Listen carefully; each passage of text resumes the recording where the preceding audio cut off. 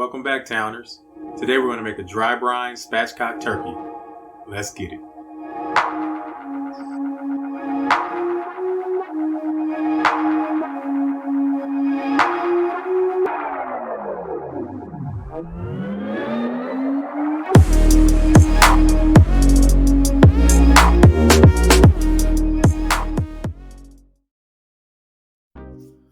Alright guys, to start off this recipe, we have our turkey here. This was a 14-pound turkey. It wasn't that big. Normally I get like a 20-pound turkey, but you know, this year, COVID and everything, not that many people came over for Thanksgiving. So this is what we have. We took out our kitchen shears and cut off the tail, and then we're going to spatchcock this turkey, which is basically opening up lengthwise and having the whole inside exposed. So we took our scissors and cut along the backbone. Normally what people do is they cut along both sides of the backbone and take the backbone completely out, but there's a lot of meat in the backbone and I want all the meat, so we basically just cut right down the middle, and then we flipped it over, opened it up, and then just flipped it over. Then you're going to press down really hard right on the front half of the breast until you hear it pop or crack. Just put a lot of pressure on it both hands and it'll pop open, and once it cracks it'll be able to lay down open flat. Then we took the extra skin from around the neck and cut that off, and then tucked the wings underneath. And this is how it looks in our pan. For our dry brine, we put in some kosher salt, some black pepper, some garlic powder, onion powder, chili powder, paprika, some lemon pepper seasoning, and some Italian seasoning. And then we just mixed all that together. This is a lot of seasoning, but we're basically just going to coat and cover this whole bird. So just go ahead and shake all that up and you're good to go from there. Now we removed all the insides out. Also, when you before you cut it open and everything, you can just pull out everything, or if you don't do that, just make sure you pull out everything from the inside, the neck that usually comes with it, and the gizzards and all that. Just clean all that up. Before we add the seasoning to it, we're just making sure that there's nothing on the inside that we need to get out and clean out, any of the left innards or anything. Then we took a paper towel or a napkin and just wiped it down and get it as dry as possible. We don't want any of the moisture because we want to try to get this bird as dry as possible so we can get it crispy. Then we took the seasonings and basically just started pouring it in everywhere, all over the insides and all the little cracks and crevices. And then over the front half, you can see my son's little hand creeping in there. He wanted to help out, so I let him sprinkle some of the seasoning on it also. We just spray seasoning all over the meat.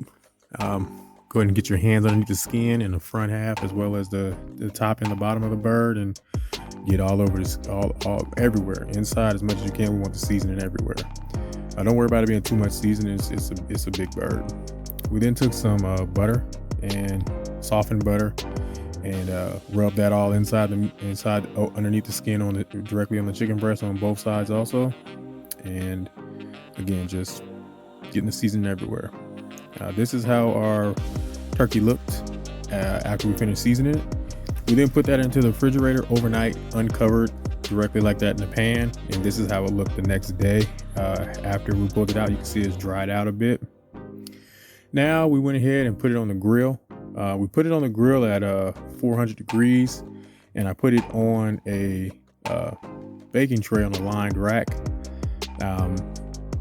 This is how it looked after about 30 minutes. This was very quick. It only took about an hour and 45 minutes to cook this whole turkey.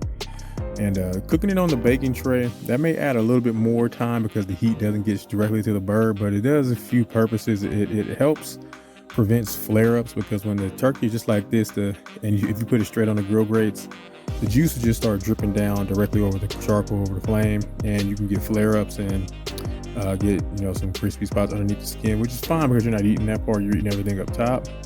But it'll help it from burning, and it'll also, with being on the raised rack, it'll help it from getting the air from underneath it, so you'll get crispiness all over the whole bird. Now this is how we looked after we had an internal thermometer inside. Once it hit 160, 165. We took it off and let it rest for about 30 minutes. And now here we are, basically cutting up the bird. We have cutting up some slices off of the legs, some dark meat here. And then up top, we're going to get up to some of the breast. Tried to cut off the wing, but I was like, I can't do it with this knife because this is a carbon knife, not like a deboning knife or anything like that. But the turkey, it came out great. The skin was nice and crispy from being dried out in the refrigerator the night before with a salt brine, dry brine, and then cooking over the heat of the 400-degree heat that we had. Temperature slowly dropped down to about 350, then around 325 range. I didn't add any more coals to it. I just put that initial heat of coals on there and let it go. And it took only about an hour, 45 minutes to cook this whole turkey. Here is some of our breast meat here, nice and juicy. This turkey came out great. Anyone has any questions or comments or any other questions on how to spatchcock a turkey or barbecue it, let me know. Please leave your questions and comments in the comment section below. And as always, thank you guys for watching. Enjoy.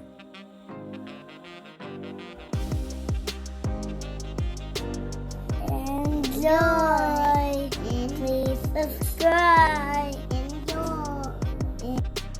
Hey guys, as always, please like, share, and subscribe.